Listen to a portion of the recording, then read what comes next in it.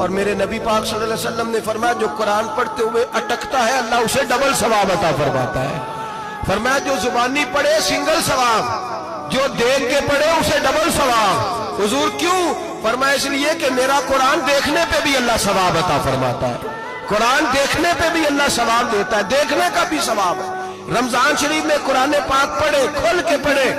اور میرے بھائی اگر تیرا بچہ پڑھے، اگر تیری بیٹی پڑھے، کائنات کا خوش نصیب باپ وہ ہے کہ بیٹا قرآن پڑھے، چاہے ناظرہ ہی پڑھے، جس کی بیٹی پڑھے۔ زندگی میں انہیں اس کام پہ لگا جاؤ، مرنے کے بعد بھی پڑھیں گے۔ امام جلال الدین سیوطی شافعی رحمت اللہ علیہ فرماتے حضرت عیسیٰ قبر کے پاس سے گزرے، قبر پہ عذاب ہو رہا تھا، اللہ کا غضب برس رہا تھا، جناب عیسیٰ استغفار پڑھتے ڈرتے گزر گئے۔